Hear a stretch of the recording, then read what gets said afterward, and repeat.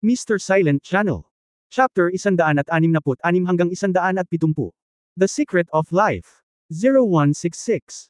Kinausap ako niyong dalawa, at pagkatapos ng ilang sandali na pag-uusap tungkol sa kasalukuyang sitwasyon ng magkapatid, naalala ko na may negosyo pa pala. Sinabi ni Exi Lin Yuan, "Boss, ano ang angk na iyon? Paano ka malantad? Nabalitaan ko na ito ay pandaraya ng Ganesha." Napabuntong hininga si Yefan na masakit ang ulo, patay na talaga ang puno ng elepante na ito. Huwag mo akong bigyan ng kapayapaan ng isip. Sabi mo hindi siya magaling maghanap ng tao, pero gusto niyang sabihin sa akin ang sikreto ni Ankh. Hindi ba malinaw na hindi niya ako hahayaang magretiro ng maayos? Ngunit ang taong ito ay mamamatay, kaya kusa siyang pumunta sa Huahay, siyo masyado akong nahihiya na tumanggi sa huling pagbisita ko, kaya kinailangan kong tapusin ang pakikinig sa kanyang mga sikreto. Ang hindi ko inaasahan ay ibinunyag pa niya ang aking address, at may usapin tungkol sa pagkain ng unggoy. Nagulat si Exi Lin Yuan, ano? Namatay si Ganesha sa Huahay. Tapos ang katawan niya. Pagtapon sa dagat, hiniling niya, ako mismo ang nagsunog sa kanya at inihagis sa dagat. Naglabas si Yefan ng isa pang sigarilyo, ituro sa itaas. Ang boss, ano ang sikreto ni Ankh? Sa literal, ito ay ang simbolo ng krus ng buhay sa sinaunang Ehipto, tama ba? Huminga ng malalim si Yefan, at lahat ng uri ng pag-iisip ay pumuno sa kanyang mga mata, nagsasabing, oo, alamat ito ay isang uri ng anteng-anteng sa buhay na ibinigay sa pharaoh ng Diyos ng Agila ng sinaunang Ehipto. Ginagamit ng Ganesha ang Ankh bilang pangalan ng gamot na ito, dahil ang gamot na ito ay may kinalaman sa buhay ng tao. With life, Exi Lin Yuan after thinking about it, his face suddenly changed. Could it be that the gossip about the underground world a few years ago is true? That guy from Ganesha is studying the immortal medicine. Tumango si Yefan at ngumiti ng mapait. Sa tingin mo ba ito ay hindi ka panipaniwala, tulad ng pakikinig sa isang alamat? Napalunok si Exi Lin Yuan, talagang nakakagulat ang balitang ito. If Ankh is the legendary, immortal medicine, then this thing is indeed worthy of the Monkey Eagle, and even all the organizations and powerhouses in the world, to compete for it. Walang kamatayan. Napakaganda ng apat na salitang ito. Maging ang mga sinaunang emperador ay mamamatay balang araw, at maging ang walang katulad na mga Panginoon ay uuwi din balang araw. Ngunit sa pamamagitan ng eliksir ng immortalidad, maaari kang mabuhay magpakailanman at walang hanggan. Anumang walang katulad na powerhouse, kapag naabot nila ang tuktok ng mundo, ay maaaring talunin sila, oras lamang. Ang walang kamatayang gamot ay ang susi sa pag-crack ng time code. Noong sinaunang panahon, tumawid si Shufu sa dagat upang maghanap ng mahabang buhay, ngunit ngayon ay may ulo ng elepante na misteryosong gumagawa ng walang kamatayang gamot. Maliban sa mga baliw, karamihan sa mga tao ay hindi maglalakas loob na isipin ito. Bahagyang tumawa si Yefan at pinunasan ang abo. Exi Lin Yuan nodded in agreement. He completely understood why Yefan had to see an S-rank person before he was willing to tell Ankh's information. Ang ganitong uri ng bagay, o hindi ito lilito, kapag ito ay lumitaw, ito ay sapat na upang pukawin ang mundo, at posible na mag-trigger pa ng isang digmaang pandaigdig. Boss, is this Ankh really researched? Exi Lin Yuan asked nervously. Umiling si Yefan, syempre hindi pa, hanggang sa mamatay ang puno ng elepante, hindi pa nakukumpleto ng kanyang pananaliksik ang huling hakbang. Ayon sa kanya, malapit na itong matapos. Pero bigo siya sa buhay dahil sa asawa. Nakaramdam ako ng lamig, kaya sinabi ko lang sa akin ang mga resulta ng aking pananaliksik, at pagkatapos ay nagpakamatay ako. Alam mo, gusto niyang magpakamatay, at walang makakapigil sa kanya. Exi Lin Yuan breathed a sigh of relief. In fact, he would rather not have something like death medicine. Otherwise, this thing exists in the world and is more dangerous than nuclear weapons. I don't think Ganesha should be able to complete it. The immortality medicine is too mysterious, Exi Lin Yuan thought for a while and said. Yefan squinted his eyes and said, I heard him explain the principle, but in theory, Ankh exists. Why? Exi Lin Yuan was puzzled. Sinabi ni Yefan, alam mo, sa katunayan, ang ating metabolismo ng tao ay napakalakas.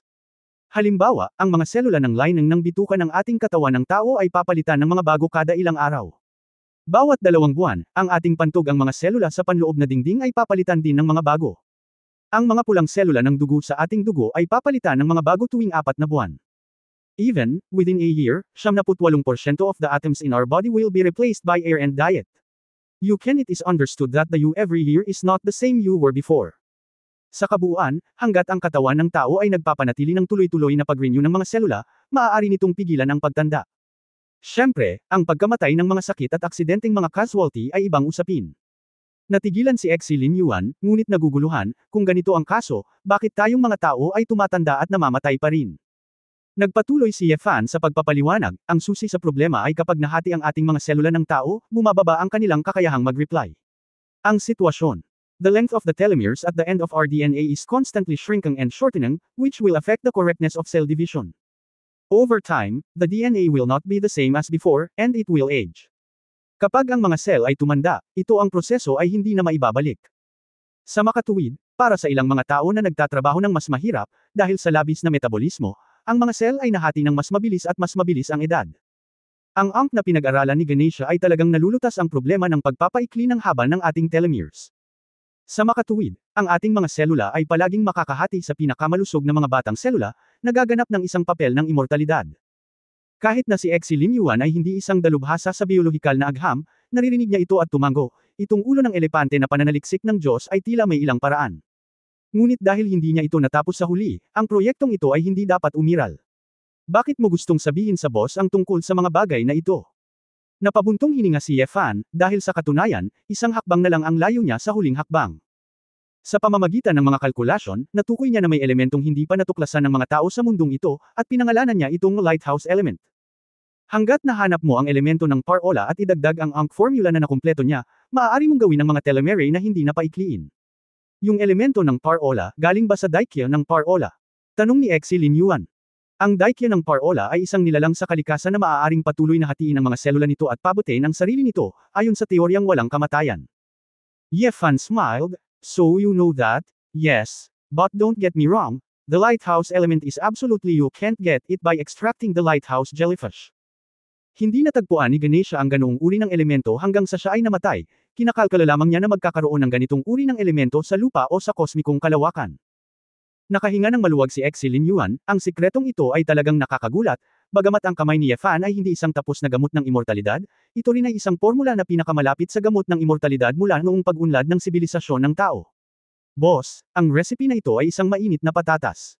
Sa tingin ko ay maaari mong itago ito para sa iyong sarili, at ako rin. Ano ang iyong tinatanong? Mapait na ngumiti si Exi Lin Yuan, dapat mag-atubili si Ganesha na isuko ang kanyang pagsasaliksik. Ngunit kapag mas kaunti ang nalalaman ng mga tao tungkol sa ganitong uri ng bagay, mas magiging matatag ang mundo. Kabanata 0167 Dalawang paksayon ang lumapit sa pinto. 0167. Tinapik siya ni Ye Fan sa balikat, kaya nga hiniling ko sa'yo na pumunta rito. Kalmado kang makakapag-isip tungkol sa mga taya sa bagay na ito. Palagi kong itinatanggi ang pagkakaroon ng ANK, na sinasabi na ito ay isang alingaw lamang, para lamang gawin ang bagay na ito ay unti-unting nakalimutan. Ang formula na ito, kapag namatay ako, dadalhin ko ito sa kabaong, at ito ay magiging salot lamang sa mundo. Bumalik ka ngayon at ayusin ang usapin na ito, huwag hayaan ang iyong mga nasasakupan ng grupo ng mga tao na iyon ay nagtanong sa akin tungkol sa ANK, paano ang mga agila na kumakain ng unggoy, at iba pa. Hayaan silang makalabas. Napagtanto din ni Exi Lin Yuan ang kahalagahan ng lihim na ito, at maingat na sinabi, boss, huwag kang mag-alala, itatago ko ito, kahit na ang Dragon King, hindi ko sasabihin sa kanya. Haha, the Dragon King of Dragon Soul. Hindi ko pa nakikita, paano ba, mas magaling ba siya sa akin? Tanong ni Ye Fan na may kaunting interes. Nag-alinlangan si Exi Lin Yuan na may kakaibang ekspresyon, kung ang boss, dati. Sigurado akong mas malakas ka kaysa sa Dragon King, pero ngayon, inalis mo na ang lakas ng loob mo, at hindi ko alam kung sino sa inyo ang mas malakas. Gayunpaman, ang Dragon King ay hindi isang dragon sa unang lugar. Ang pinakamalakas na tao sa kaluluwa, higit sa lahat ang espiritual na pinuno, ang mandirigma na may pinakamalakas na kaluluwa ng dragon, at palaging tagapag-alaga ng kaluluwa ng dragon. Nanliit ang mga mata ni Ye Fan, bahagyang tumaas ang gilid ng kanyang bibig, alam ko, ito ang Phoenix Girl.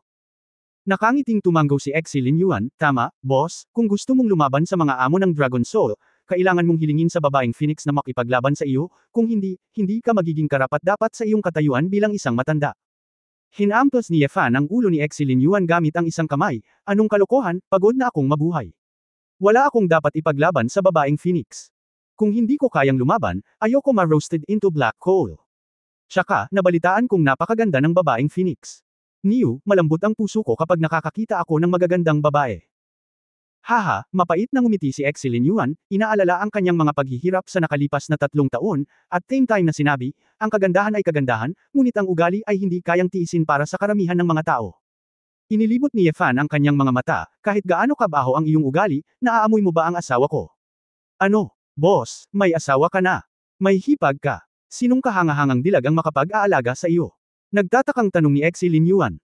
Nag-click si Yefan sa kanyang dila, naalala ang napakalamig na mukha ni Su Qingzhou, at bamantong hininga, ito ay isang mahabang kwento, at mahirap sabihin. Sabihin na lang natin, 5 o 6 na taon tayong hindi nagkita.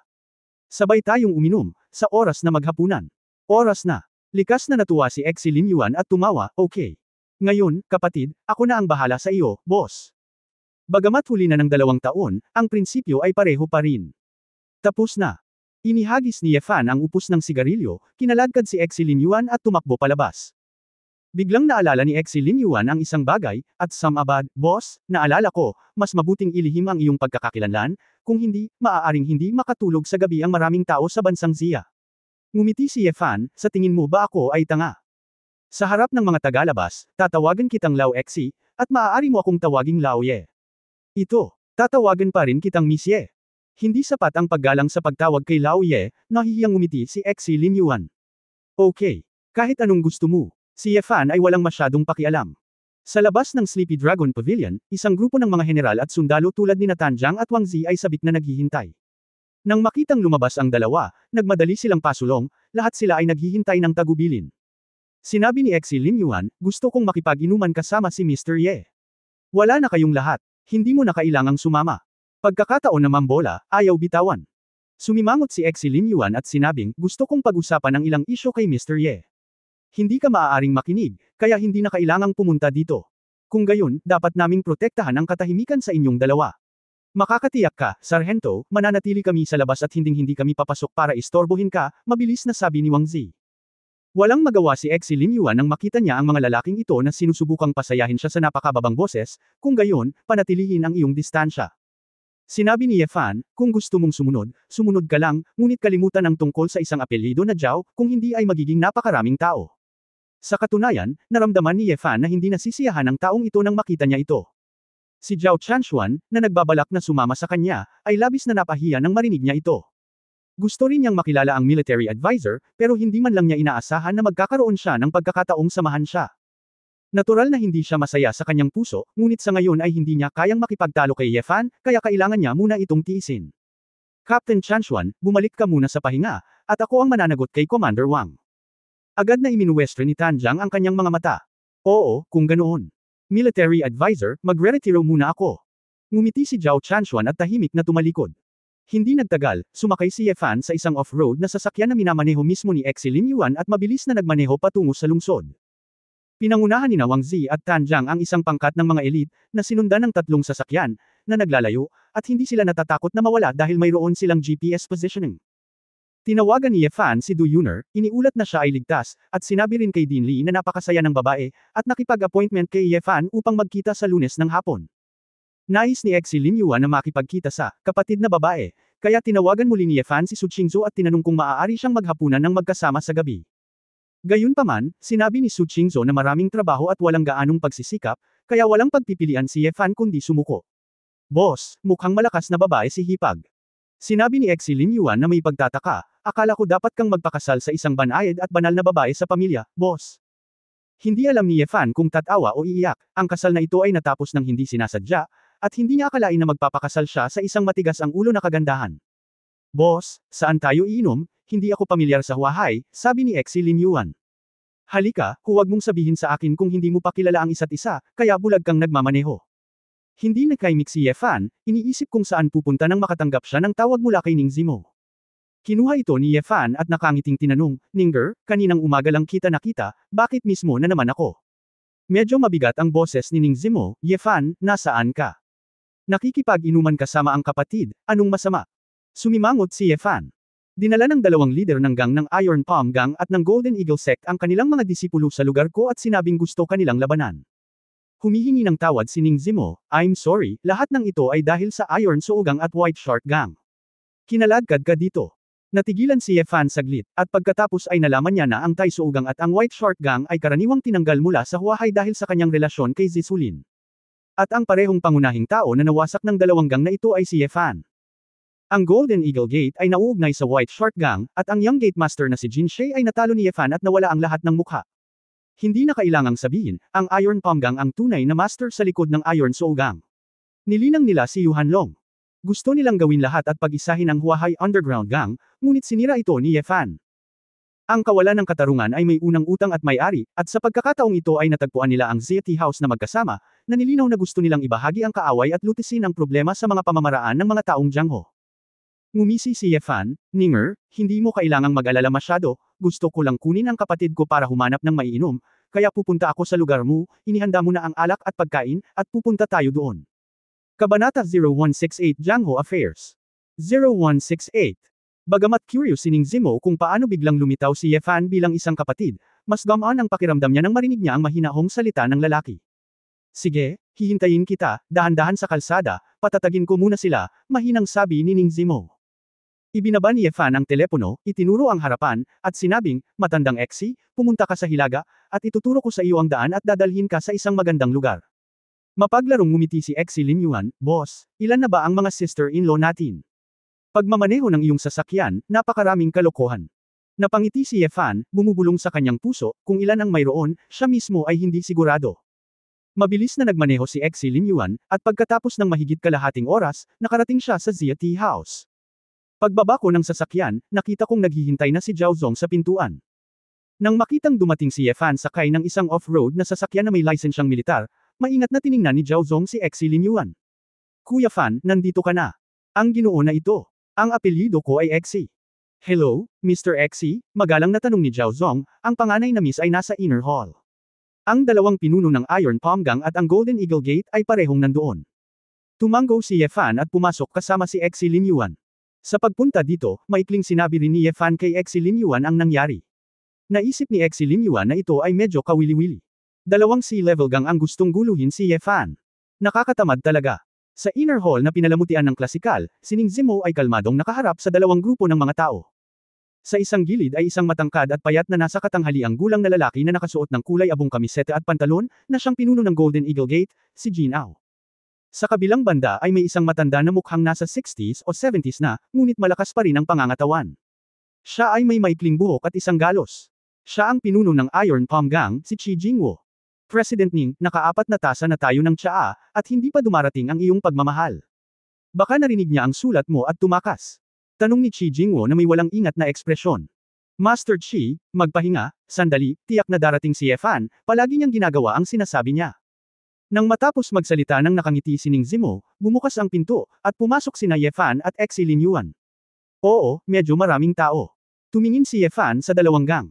Mayroong higit sa 100 tao, lahat sila ay puno ng lakas, at tila sila ang pinakamalakas sa dalawang sekta. Halika, tumayo si Ning Zimo at binati si Exi Lin Yuan na may bahagyang nerbiyos ng ngiti. Si Exi Lin Yuan ay medyo magalang, yumuko kay Ning Zimo, at sumigaw ng, hello, hipag. Namula ang mukha ni Ning Zimo, tuwang-tuwa ang kanyang puso, ngunit sinabi niya, huwag kang masyadong magalang, tingnan mo. Hindi nagpapakilala si Ye Fan. Haha, ito si Exi Lin Yuan, isang kapatid na kilala ko sa loob ng maraming taon, isang nakamamatay na pagkakaibigan, maaari mo siyang tawaging Xiao Exi, sabi ni Ye Fan. Nang marinig ito ni Ning Zimo, agad siyang naging maingat. Pagkatapos ng lahat, ang isang taong nagkaroon ng nakamamatay na relasyon kay Ye Fan ay hindi isang ordinaryong relasyon. Hello, Xiao Exi, ang pangalan ko ay Ning Zimo, kung hindi mo ito nagustuhan, tawagin mo lang akong Sister Ning. Napangiti si Exi Lin Yuan, at hindi niya masabi na siya ang kilalang Dragon Soul strategist sa underground world. Tumango siya at sinabing, okay, Ning Jia. Nang makita silang tatlo na bumati sa isa't isa na parang walang ibang tao, magiliw na tumatawag sa isa't isa, hindi na nakayanin ng dalawang grupo ng mga tao mula sa Golden Eagle Gate at sa Iron Palm Gang. Isang mayabang at mayabang na tao. Ye Fan, hindi mo ba minamaliit ang dalawang paksayon natin? Tumayo si Jin Ao at nagmura. Pagkatapos ay tumingin si Ye Fan sa kanila at sinabing, kayo na ang pumunta. Ngayon nakikita ko ang aking mga kapatid na masaya at ayaw ng makipag-away. Si Yu Hanlong ay nagtanim sa iyong mga kamay dahil siya ay pabaya at nakahanap ng hindi mapagkakatiwalaang kasosyo sa negosyo. Sa tingin mo ba ay walang tao sa aming Iron Palm Gang, at ikaw at si Zizulin ay casual na sasakupan ng ari-arian ng gang? Tumayo si Chi Jingwo at mayabang na sinabi.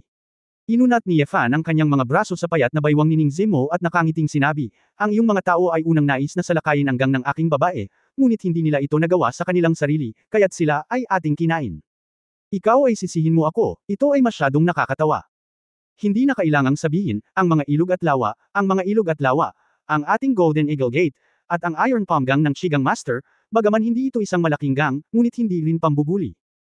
Tumayo si Jin Ao at sinabing, ngayon, maliban kung iluwa mo ang lahat ng site na nilunok mo, huwag mo kaming sisihin sa pagiging bastos. Ang nagsanib puwersa ang Golden Eagle Gate at ang Iron Palm Gang, at puno ng kumpiyansa ang mga ulo ng dalawa. Jiang Ho. Napangisi si Exi Lin Yuan sa oras na ito, nasaan ang mga ilog at lawa. Sino ka? Mga walang ginagawa at iba pa, lumabas. Tumangala si Chi Jingwo. Hindi makita ni Ning Zimo kung sino si Exi Lin Yuan. Sa pag-aalalang masaktan siya, pinayuhan niya, Xiao Exi, hawakan natin ang bagay na ito. Iyon ang negosyo ng aking kapatid.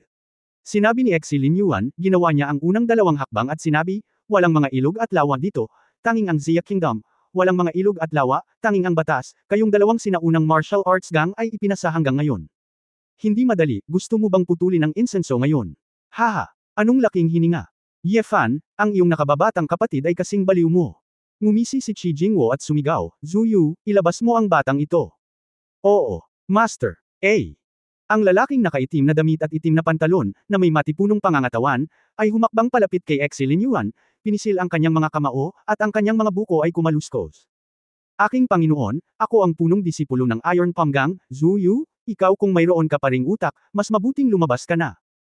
Napabuntong hininga si Exi Lin Yuan, ilang taon na ang nakalipas, walang nang ahas na magsalita sa kanya ng walang ingat.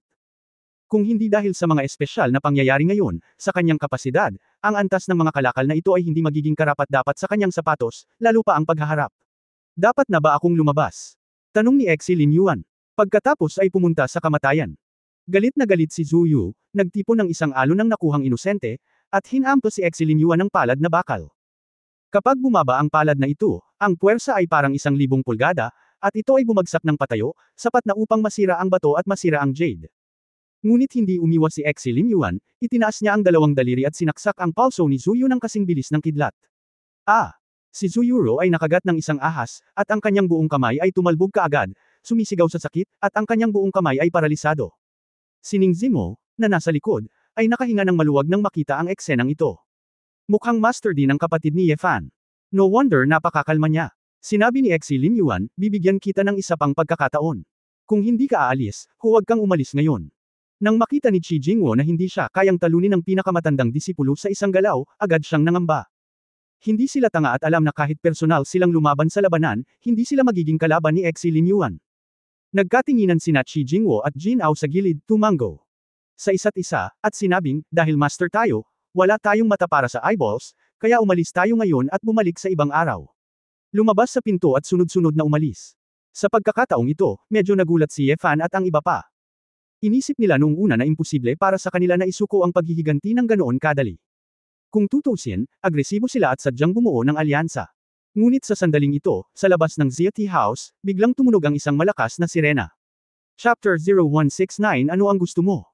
0169. Anong nangyayari? May pulis ba dito? Nagtatakang tanong ni Ning Zimo. Mukhang marami pa ring darating. Mukhang kalmado si Exi Lin Yuan. Sa kanyang kapasidad, ang ganitong uri ng labanan ay talagang wala. Ngumiti si Ye Fan at tumingin sa dalawang tao na papalabas mula sa Golden Eagle Gate at sa Iron Palm Gang, at sinabi, mukhang ang layunin ng kanilang pagbisita sa pagkakataong ito ay hindi lamang para labanan tayo. Jin Ao, Chi Jingwo at ang iba pa ay mukhang walang kinalaman sa kanila, at lumabas ng tea house nang hindi lumilingon. Lumabas tayo at tingnan, sabi ni Ye Fan. Isang grupo ng mga tao ang pumunta sa tea house at nalaman nilang 7 o 8 sasakyan ng pulis ang nakaharang sa gate. 12 ng mga pulis ang tumingin sa alerto at pinalibutan ang tea house. Direktor Yao. Nakita ni Ning Zimo ang nasa katanghaliang opisyal na nakasuot ng bulletproof vest at kinilala ito bilang direktor ng Huahai Defense Bureau na si Yao Zhengang. Nang makita ni Yao Zhengang si Ning Zimo at ang iba pa, medyo komplikado ang kanyang ekspresyon, at matigas niyang sinabi, Miss Ning, bigla akong pumunta dito ngayon para imbitahan ka sa Defense Bureau para tulungan kaming mag-imbestiga ng isang kaso. Ako, tumulong sa investigasyon. Nalilitong tanong ni Ning Zimo, ano ang nangyari? Maingat na sinabi ni Yao Zhengang, nakakita ang aming mga tao ng higit sa 50 kilo ng droga sa ilang mga ari-arian ng Zishulin, ni Miss. Ano? Imposible. Ang aming Zishulin ay hindi nakikitungo sa droga. Galit na sigaw ni Zhao Zong. Bahagyang sumimangot din si Ning Zimo, at saka sinasadyang sumulyap sa dalawang grupo ng Golden Eagle Gate at Iron Palm Gang na hindi pa umaalis. Oo nga, si Jin Ao, ang pinuno ng Golden Eagle Sect, ay nagsabi na may tuwid na mukha, mayroon bang ganoon? Ang droga ay isang bagay na nakakapinsala sa mga tao. Kaming mga martial arts practitioner ay hindi maaaring umupo at huwag pansinin ang gayong mga masasamang bagay. Direktor Yao, kung kailangan mo ng anumang tulong, sabihin mo lang sa akin. Sinabi rin ni Chi Jingwo, President Ning, isinama mo na ang lahat ng underground gang sa Huahai, at ngayong ikaw na lang ang malaking pamilya, wala kang magagawa na makakasira sa mundo. Bumulong si Exi Lin Yuan kay Ye Fan, Boss, alam pa rin ng mga taong ito kung paano pumatay ng mga tao gamit ang kutsilyo, mukhang may utak sila. Ngumiti si Ye Fan nang walang sabi-sabi, at ngayon ay oras na para malaman kung bakit biglang dumating ang dalawang gang ngayon. Hindi para makabawi sa sinaunang martial arts, kundi para gumawa ng gulo para kay Zisulin, at samantalahin ang kaguluhan para muling guluhin ang mga puwersang nasa ilalim ng lupa ng Huahai at mangisda sa kaguluhang tubig. Nanlamig ang magandang mukha ni Ning Zimo, at napangisi siya, alam na alam ko kung nagawa ko na o hindi, pero ikaw. Umaasa ka ba dito at ayaw mong umalis? Medyo nataranta rin si Yao Zengang nang makita niya ang mga tao mula sa Golden Eagle Gate at sa Iron Lock Gang. Kahit nakilala niya ang dalawang punong guro, hindi siya masyadong pamilyar sa kanila. Ano ang problema ng dalawang ulo dito? Tanong ni Yao Zengang. Oh, ang asong si Jin Shay ay nasugatan ilang araw na ang nakalipas, pumunta ako ngayon para humingi ng hustisya, sabi ni Jin Ao.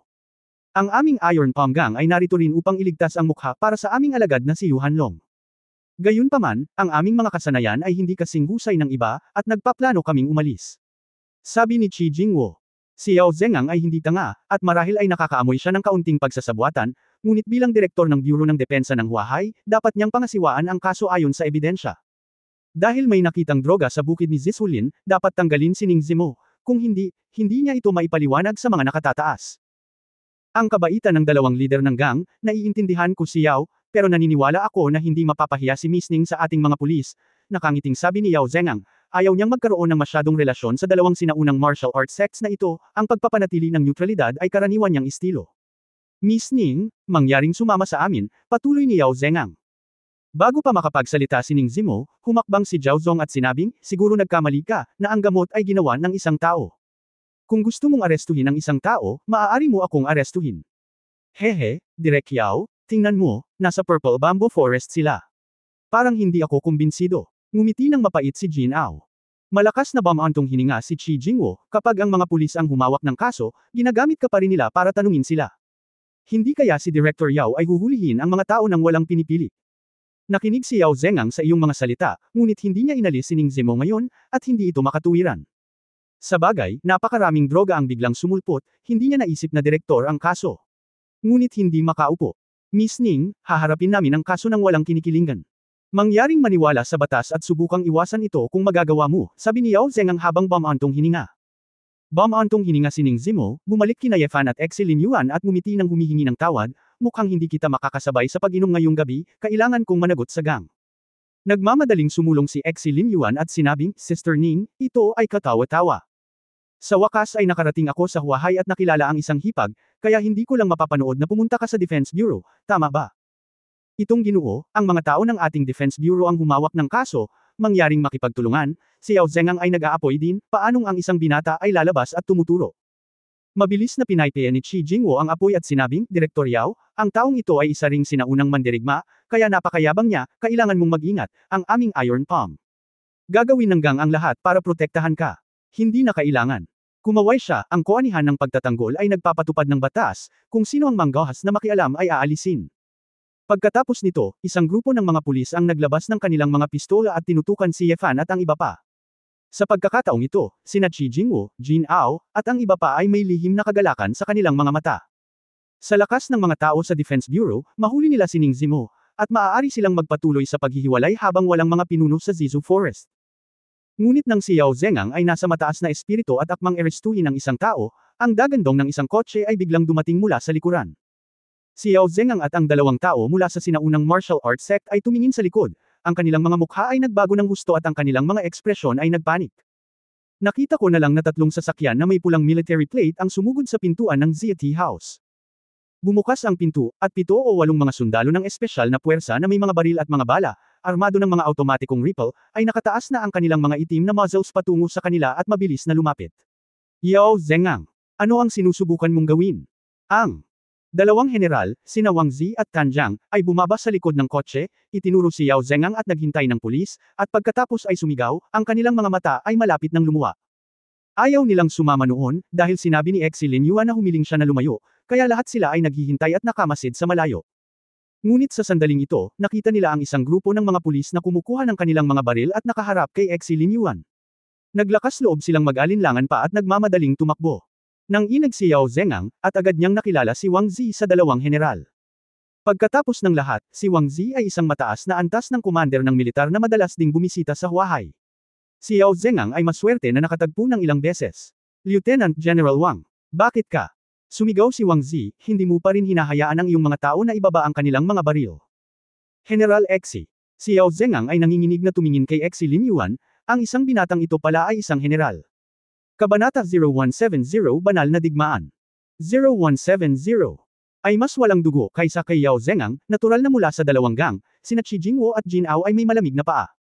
Matagal na nilang alam na si Exi Lin Yuan ay isang mataas na pinuno ng militar, at hindi sila mangangahas na maging mapanukso ng may 100 katapangan. Nagulat din sina Ning Zimo at Xiao Zhao kay Exi Lin Yuan. Gayunpaman, kung iisipin mong mabuti, si Exi Lin Yuan ay kaibigan ni Ye Fan. Anumang mahimalang bagay ay mangyayari kay Ye Fan, at hindi masyadong mahirap tanggapin na mayroon siyang pangkalahatang kapatid. Kinaweya ni Exi Lin Yuan ang kanyang kamay sa oras na ito at sinabing, nahuhuli din nila ang mga krimen sa droga, at walang mali sa kanila. Huwag mong pahirapan ang matandang direktor. Nang marinig ito ni Yao Zhengang, iniyuko niya ang kanyang ulo ng may pasasalamat, salamat General. Ito ay talagang isang hindi pagkakaunawaan. Hindi ko sinasadyang saktan si General Exi. Exi Lin Yuan said with a half smile, it doesn't matter to me, it's mainly this Mr. Ye. You have to ask him if he doesn't mind, ang gusto mong arestuhin ay ang kanyang manugang. Nang marinig ito, muling tiningnan ni Yao Zhengang si Ye Fan na kinakabahan. Kilala niya talaga si Ye Fan. Kung tutusin, naimbestigahan na niya si Ye Fan noon at alam niyang hindi madali ang binatang ito.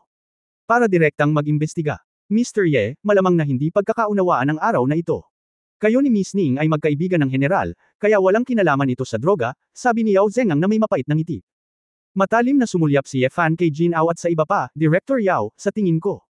Nandito ka ngayon, at hindi mali. Tingnan mo, ang mga tao mula sa dalawang gang na ito ay hindi darating ng maaga o huli. Nagkataon lang ba na dumating sila kapag may nangyari? Zis Hulin. Ilang dekada na rin sa opisyal si Yao Zhengang, paanong hindi pa rin niya maintindihan ang ibig sabihin ng sinabi niya, nagkataon na galit siya kina Jinao at Qi Jingwo, kung hindi nila sinasadyang i-frame si Zis Hulin, hindi siya mapipilitang ilabas ang pulis at malagay sa ganoong sitwasyon. Kung hindi niya sinasadyang nagalit ang militar sa pagkakataong ito, maaaring mawala ang kanyang posisyon bilang direktor ng Defense Bureau. Sa sandaling naisip niya ito, tiningnan niya ang grupong ito ng mga tao at hinihiling na, bigla, silang lahat. Ang sinaunang sekta ng martial arts, sa mga pribadong grupo, pumunta dito upang labanan at guluhin ang mga tao, talagang may problema. Malakas na sinabi ni Yao Zhengang, kausapin mo ako at ibalik silang lahat sa Defense Bureau. Jin Ao at Qi Jingwo lahat sila ay natakot at nataranta, at nagmamadaling nakiusap para sa kanilang mga hinaing, Direktor Yao. Hindi kami lumabag sa batas. Kami ay isang sinaunang martial arts sekta, hindi isang underground gang. Nagtutulungan ang mga bansa. Ngunit ang ganitong uri ng maliit na sekta ay may C-rank na katayuan sa mundo, at siya, ang marangal na direktor ng Huahai's Defense Bureau, ay hindi pa rin masyadong nagmamalasakit. Naranasan mo na bang lumabag sa batas? Malalaman mo lang pagkatapos ng pagsusuri. Bakit, gusto mo pa bang lumaban? Tanong ni Yao Zhengang. Ang mga tao ng parehong paaralan ay nagalit at hindi naglakas loob na magsalita, ang kanilang mga mukha ay nawala lahat, at ang kanilang mga mukha ay nagninangas. Nang kumalat ang bagay na ito, ang Iron Palm Gang at ang Golden Eagle Gate ay ganap na nawasak. Sino ang magnanais na sumapi sa isang kahiya-hiyang sekta? Sandali. Biglang humakbang si Tan Jiang at sinabing, ang mga taong ito ay nakasakit kay General Exi, paano sila haharapin ng mga tao mula sa iyong Defense Bureau? Nagtanong si Yao Zhengang, kung gayon, ano ang ibig sabihin ng general na ito? Ngumuso si Tan Jiang, sumaludo kay Exi Lin Yuan, at sinabing, Guro, sila ay walang galang sa iyo, at sila ay walang galang sa aming organisasyon. Ayon sa aming mga patakaran, maaari silang direktang barilin. No. 3 boss na nanakit sa Dragon Soul, isang seguridad ang mataas na antas ng S-rank ay talagang isang malaking krimen, at ang lihim na pagbaril ay hindi masyadong marami. Shoot! Sina Jin Ao, Qi Jingwo at isang grupo ng mga tao ay na-freeze sa dugo. Ang mga binti ni Jin Ao ay nagsimulang lamambot, at ang kanyang mukha ay mapula. General, iligtas ang iyong buhay. Si Qi Jingwo ang unang lumuhad sa lupa, nagmamakaawa ng paraan. Gustong tumawa ni Exi Lin Yuan sa kanyang puso, itong si Tan Jiang, nambobola, natakot sa mga taong ito hanggang sa umihi ng kanilang pantalon. Huwag kang magmakaawa kay Mr. Ye, natural na binigay ni Exi Lin Yuan kay Ye Fan ang mukha. Sa halip, isang grupo ng mga tao ang nagsimulang yumuko kay Ye Fan at humingi ng awa, Mr. Ye. Let us go. Ngunit itinuro ni Ye Fan si Ning Zimo na may matigas na mukha, huwag kang magmakaawa sa akin, makikinig ako kay Ninger. Ang grupo ng mga tao ay natulala at walang pagpipilian. Nagpatuloy sila sa pagbabago ng direksyon at yumuko kay Ning Zimo para humingi ng tulong. Galit na sinulyapan ni Ning Zimo ang lalaki, gaano ang kinalaman nito sa kanya. Kailangan niyang hayaan siyang gumawa ng desisyon. Si Ning Zimo ay hindi isang master na hindi mapagpatawad, at mahinang bomb-antong hininga, hindi madali para sa Iron Palm Gang at Golden Eagle Gate na magmana ng 100 taon. Kalimutan mo na ito sa pagkakataong ito. Nang marinig ito, maluha-luha sina Jin Ao at Chi Jingwo, para silang nalok palayo sa impyerno. Maraming salamat kay President Ning. President Xi Ning, iligtas ang iyong buhay. Ang dalawang gang ang lubos na nagpapasalamat, nakakaawa, paano pa kaya ang yabang nila noon? Sa kabaligtaran, si Zhao Zong mula sa Zesulin at isang grupo ng mga tao ay may ginto sa kanilang mga mukha, at sila ay nasa mataas na espiritu. Tapos na ang usapin, plano na ring umalis ni Yao Zhengang at ng grupo ng mga pulis. Bago umalis, naisip ni Yao Zhengang na huwag palampasin ang pagkakataon, at partikular na sinabi kay Ye Fan, Mr. Ye, matagal ko nang narinig ang iyong pangalan. Hindi tamang saktan ka ni Miss Ning ngayon. Ikaw ay nasa huwahay sa hinaharap. Kung may maliit na problema na kailangang i-solve ng mga tao sa Defense Bureau natin, although private call ko, syempre hindi natin may kukumpara sa military, pero may maitutulong tayo ng konti. Naisip ni Ye Fan sa kanyang sarili na ang direktor ay hindi matangkad at ang kanyang isip ay nababaluktot, kaya gusto niyang pasayahin siya. Gayunpaman, ang pagkilala sa isang direktor ng Defense Bureau ay maaaring makatulong sa hinaharap, kaya sumang-ayon si Ye Fan, oo naman, pagkatapos ay mag-iwan ng tawag sa telepono at maging isang kaibigan. Okay, Mr. Ye, nakakapanibago talaga. Kung may sasabihin ka, pag-usapan natin yan. Tuwang-tuwa si Yao Zhengang, ito ay isang hita na mas makapal kaysa sa isang tenyente general sa rehiyon ng militar. Matapos umalis ang Defense Bureau at ang dalawang gang, sa wakas ay makakasama na si Ye Fan para makipag-inuman kasama si Xi Lin Yuan. Noong una, gusto ni Ning Zimo na imbitahan sina Wang Zi at Tan Jiang, ngunit sa huli, naglakas loob lang silang pumunta sa iba pang pribadong silid upang uminom ng tsaa at hindi ng ahas na maupo. Lubos na naramdaman ni Ning Zimo na ang katayuan ni Xi Lin Yuan ay talagang pambihira, kaya ang isang tenyente general at isang mayor na general ay napakamasunurin. Kung hindi dahil mismo kay Ning Zimo mula sa isang malaking pamilya, hindi siya magkakaroon ng kumpiyansa na makipag-chat at tumawa kay Xi Lin Yuan. Siyempre, ang pinaka-nagulat at na-curious sa mga babae ay ang background ni Ye Fan. Ang lalaking ito ay nagbigay sa kanya ng isang malaking epekto sa bawat oras na siya ay mas makapangyarihan. Sino siya, kapatid lang, napakalakas ng karakter. Masarap na alak, masarap na pagkain, nakatingin sa magandang tanawin sa gabi ng Qingshan Lake, nasiyahan sina Ye Fan at Xi Lin Yuan sa alak. Wala sa dalawa ang lasing, at natural na walang pisikal na discomfort. Sa kabaligtaran, ito ay si Ning Zimo, na umiinom ng labis na alak at hindi nakayanan sa madaling araw, at nakatulog sa malambot na kama sa tabi niya. Matapos takpan ni Ye Fan ang babae ng kumot, umupo siya pabalik sa kanyang upuan, tumingin sa eksena sa gabi, at nagsindi ng sigarilyo na may maraming iniisip sa kanyang mga mata. Murphy. Si Ye Fan ay nakagawian na tumawag gamit ang pinaka-friendly na pangalan sa Ingles. Ang mga mata ni Xi Lin Yuan ay kumislap ng isang dampi ng damdamin, anong problema? Boss. Pagkatapos mong inumin ang inumin ngayon, mangyaring sabihin sa mga taong nasa ibaba mo na huwag lumapit sa akin kung wala kang gagawin. Pagbalik mo sa kabisera, subukang huwag banggitin ang aking mga gawain. Sabi ni Ye Fan. Nag-isip sandali si Xi Lin Yuan, pagkatapos ay tumango, naiintindihan ko, sasabihin ko sa kanila. Naiintindihan mo, sanay na ako sa mga kapana-panabik na araw. Ngayon gusto ko lang mamuhay ng matatag na buhay hanggat maaari, galugarin ang sarili kong landas sa paglilinang, magbabad sa mga babaeng gusto kong magbabad, ilang mga bagay na magulo, maaari ko bang iwasan o iwasan, sabi ni Ye Fan. Boss, ang mga tao ay nasa mga ilog at lawa, hindi mo mapigilan ang iyong sarili, kahit na gusto mong huminto, hindi ito ganoon kadali. Ang iyong pagkakakilanlan ay maaaring makaramdam ng pagkabalisa sa maraming tao sa Ziaguo, at susubukan kong tulungan kang ilihim ito. Ngunit alam nila na ang iyong pag-iral ay isang bagay ng oras, kailangan mong maging handa sa pag-iisip, sabi ni Xi Lin Yuan ng totoo. Basta maantala, kung tutuusin. Marami na akong problemang dapat harapin. Naalala ni Ye Fan ang heirloom wrench ng pamilya Su, at ngumiti siya ng nakakahiya sa sarili. Itinaas ni Xi Lin Yuan ang kanyang baso, gaano man kahirap, mahirap bang manalo sa jihad? Boss, makakaligtas ka pa sa jihad laban sa amin. Naniniwala ako na kung babalik ka sa Zia upang manirahan, walang magiging problema. Pagtatapos ng kabanatang ito. For more videos, please like, share and subscribe.